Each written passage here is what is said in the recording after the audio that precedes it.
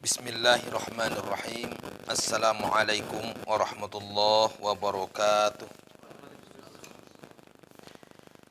Alhamdulillah wassalatu wassalamu ala Rasulillah wa ala alihi wa sahbihi wa sallama tasliman katsira. Asyhadu an la ilaha illallah wahdahu la syarikalah wa asyhadu anna Muhammadan abduhu wa rasuluh. Allahumma fashalli wa sallim wa barik ala Muhammad wa ala alihi wa sahbihi ajma'in.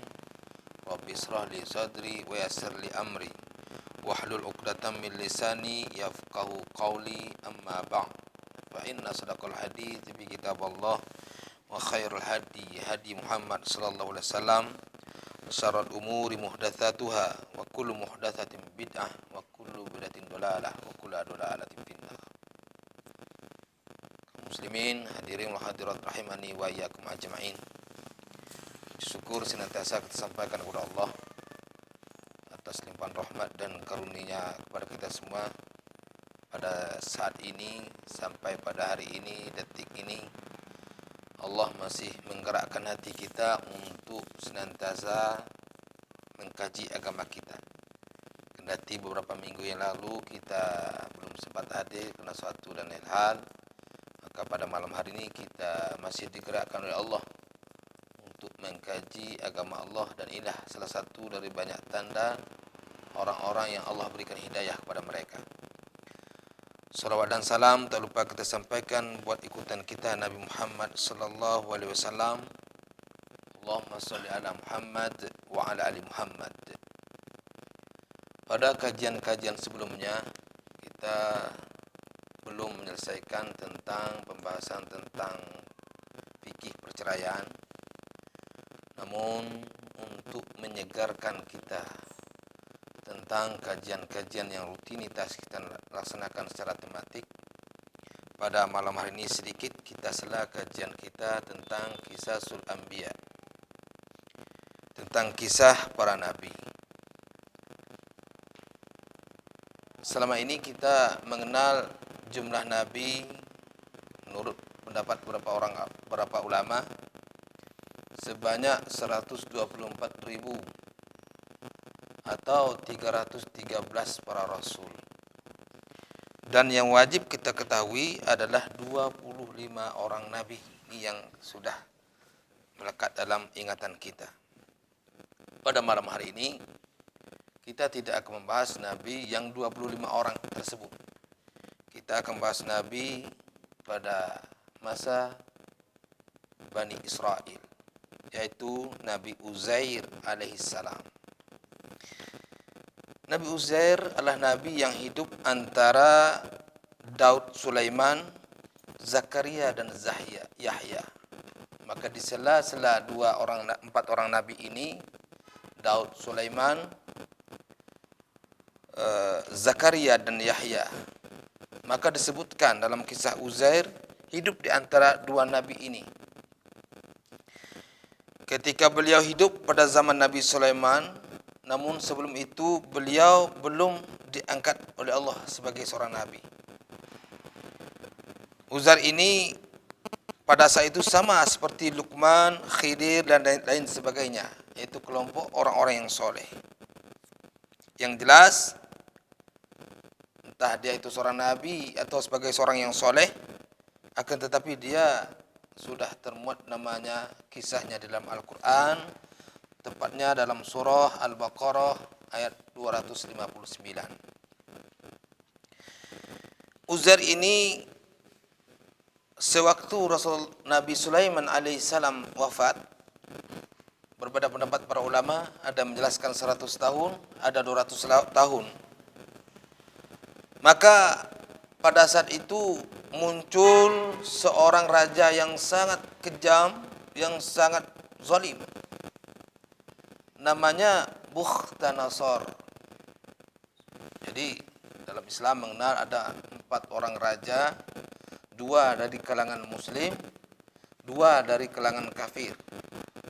Kalau dari kalangan muslim namanya Sulaiman dan Zulkarnain. Ini 2 raja yang sangat-sangat penyantun hatinya.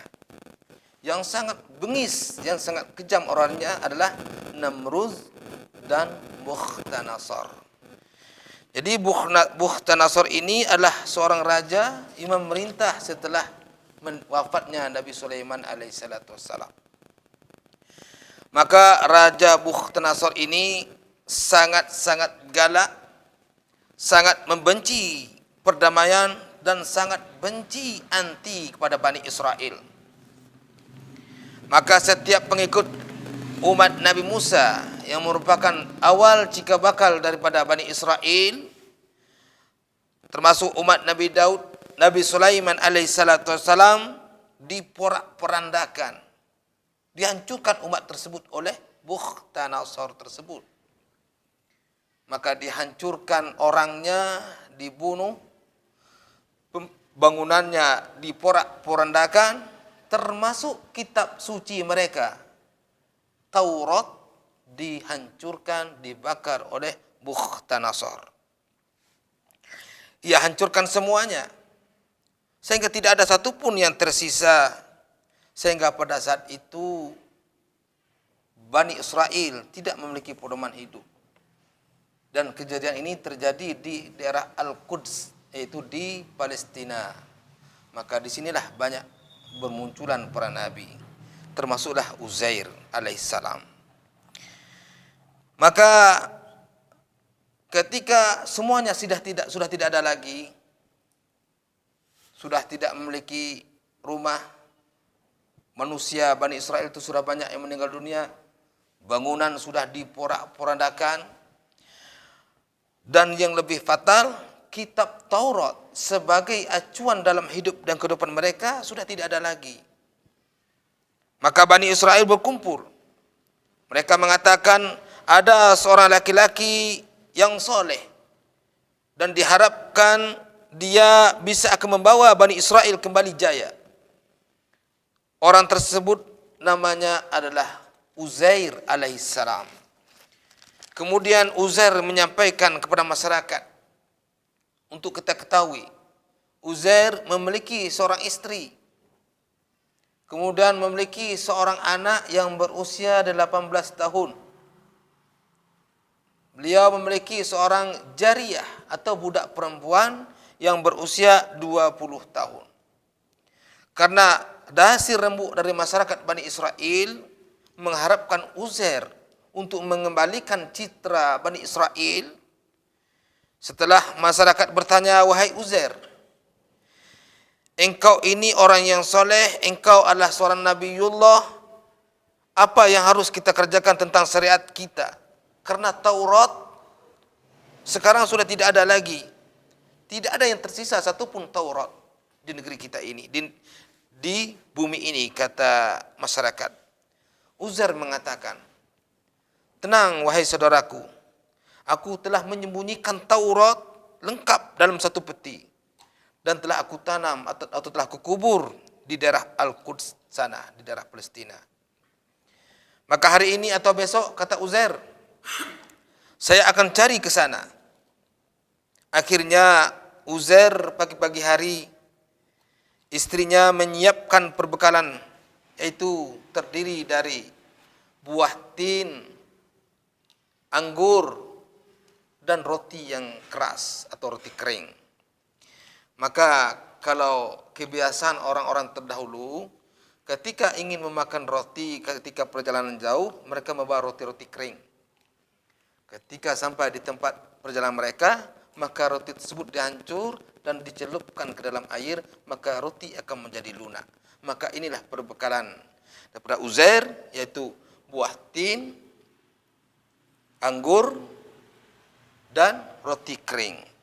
Dan pembantunya menyiapkan kendaraannya, yaitu himar, yaitu keledai yang besarnya antara kuda dan kambing. Maka di selat itu disebut dengan keledai atau himar. Maka anaknya bertanya kepada Uzair, wahai ayahanda, engkau hendak ke mana? Uzair menjawab, saya mau mengambil Taurat. Nah, artinya perjalanan yang dilakukan oleh Uzair untuk mencari, untuk mendapatkan Taurat. Ternyata di dalam perjalanan Uzair sangat kaget melihat kondisi di Quds. Sudah sangat berantakan, sehingga dalam hati Uzair alaihissalam berkata-kata. Apa kata dalam hati Uzair? Bagaimana Allah akan menghidupkan tempat yang hancur seperti ini akan hidup kembali? Jadi perlu kita ketahui, Uzair ini seorang nabi. Bukan berarti Uzair meragukan kekuasaan Allah, bukan. Artinya apa? Uzair yakin ini akan bisa berubah, cuman Uzair bertanya bagaimana Allah merubah ini. Dan ini pasti berubah. Maka ini dijelaskan dalam surah Al-Baqarah ayat 259. Berarti bukan dia tidak percaya, tetapi dia ta'ajjub. Tidak mungkin seorang nabi meragukan Allah. Tapi dia yakin kepada Allah, cuman sekedar bertanya dalam hati, bagaimana caranya? Ia yakin suatu saat nanti ini pasti akan berubah dalam hati beliau. Ini negeri ini pasti akan berubah. Akan tetapi dia bertanya dalam hati, Allah ini hebat, cuma bagaimana Allah merubah ini? Kemudian Uzair istirahat.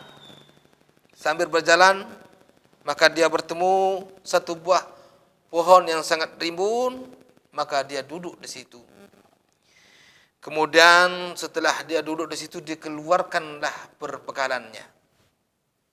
Setelah dikeluarkan perbekalannya, dia buka anggurnya, maka dia tekan, dia peras anggurnya untuk mendapatkan air dari perasan tersebut. Sehingga mendapatkan satu mangkok. Kemudian dia ambil roti yang kering, maka dia celupkan kepada anggur yang sudah menjadi air tadi. Kemudian dia makan, setelah dia makan satu kali, dua kali, kemudian dia santai. Kemudian dia istirahat. Kemudian kuda atau keledai sudah diikat di pohon tersebut. Sambil duduk melihat kepada yang hancur tersebut, ia bertanya kepada Allah. Ia bertanya kembali dalam hatinya, bagaimana Allah ingin merubah, menghidupkan tempat yang sudah hancur, porak-poranda ini. Kemudian ia melihat kondisi tersebut. Kalau dilihat waktu sekitar jam zuhur, jam 11 atau jam 12. Kalau di waktu siang kita. Maka dia tertidur. Dia tertidur, pas jaga, ternyata sudah waktu asar. Maka pada saat dia bangun, Uzair, timbul suara dari langit bertanya kepada Uzair, wahai Uzair, kam labista, sudah berapa lama engkau tidur? Uzair melihat ke langit, kata Uzair, saya baru tidur tidak lebih dari 1 hari. Bisa 1/4 hari antara jam zuhur dengan asar. Berapa waktunya? Padahal asar di tahun yang lain. Kemudian zuhur pun di tahun yang lain. Maka jawaban menyatakan, justru kamu sudah tertidur selama 100 tahun. Pernah tidak kita mendengarkan kisah ini? Ini dimuat dalam surah Al-Baqarah ayat 259. Uzair terkaget, seakan-akan dia tidak yakin kalau dia sudah tertidur. Maka suara itu muncul, wahai Uzair, coba lihat makanan di sebelah engkau. Ketika dilihat anggur masih segar bugar, dilihat roti masih bagus, buah tin pun masih bagus. Coba engkau perhatikan bangunan-bangunan di sekitar engkau. Ternyata bangunan pun sudah berubah, sudah makmur. Coba engkau lihat keledai atau himar di depan engkau. Ternyata himar tadi sudah menjadi tumpukan tulang. Maka pada saat itu Uzair pun kaget, melihat kenapa ini bisa berubah. Maka pada situ langsung Allah memberikan mukjizat. Ternyata Allah kumpulkan tulang-tulang tadi. Tulang berubah menjadi daging, kemudian daging ditutup menjadi kulit. Maka Allah tiupkan ruh kepada himar tersebut, maka himar pun bangkit sambil bergerak dan mengeluarkan suara yang sangat keras. Maka para ulama menyatakan bangkitnya himar atau keledai tersebut seakan-akan dia sadar bahwa hari kebangkitan sudah mulai datang. Kaum muslimin hadirin saudara yang kemuliakan. Jadi keledai langsung menengadahkan kepalanya ke atas, dia meringkik dengan suaranya. Maka ini satu pertanda keledai ini meyakini bahwa alam dunia sudah tidak ada lagi, sudah bangkit lagi, yakni di padang mahsyar. Uzair kembali ke kampungnya. Ia kembali ke kampungnya untuk menemui keluarganya yang pada saat itu Uzair berusia 40 tahun. Uzair berusia 40 tahun, meninggalkan seorang anak 18 tahun dan pembantu 20 tahun. Maka Uzair kembali ke rumahnya. Pas sampai di rumahnya dia menaiki himar tadi. Maka dia mendapati seorang wanita sedang duduk di depan rumah. Maka dia meyakini inilah rumahku. Maka sesampai di depan rumah, dilihatlah wanita tersebut. Assalamualaikum, waalaikumsalam. Apakah ini rumah Uzair? Ya, ini rumah Uzair, kata wanita tersebut. Engkau siapa? Saya Uzair. Tidak mungkin engkau Uzair, kata wanita tadi. Uzair sudah lama menghilang, sudah lebih 100 tahun. Engkau tidak mungkin Uzair. Benar, saya Uzair. Kalau benar engkau Uzair, engkau adalah seorang nabi. Coba engkau berdoa kepada Allah agar aku bisa melihat, agar aku bisa berjalan. Yang selama ini aku tidak bisa melihat, selama ini aku adalah orang yang lumpuh. Maka Uzair pun berdoa kepada Allah dan wanita ini bisa melihat dan bisa berjalan. Maka pada saat itu wanita ini meyakini ini adalah Uzair. Maka wanita ini berangkat. Mari kita ke tempat anak engkau. Ternyata wanita ini sudah berumur 120 tahun. Maka wanita Jariyah ini mengantarkan Uzair menemui anaknya. Ketika dibawa Uzair kepada anaknya, wanita ini, anak si Uzair ini kaget melihat wanita tadi. Sudah bisa melihat dan sudah bisa berjalan. Kata anak Uzair, wahai Jariyah, engkau sudah bisa melihat, engkau sudah bisa berjalan. Dari mana engkau berobat? Kata wanita tadi, saya telah didoakan oleh Nabi Allah Uzair alaihissalam. Itu bapakku, kata si anak Uzair tadi. Benar bapak engkau.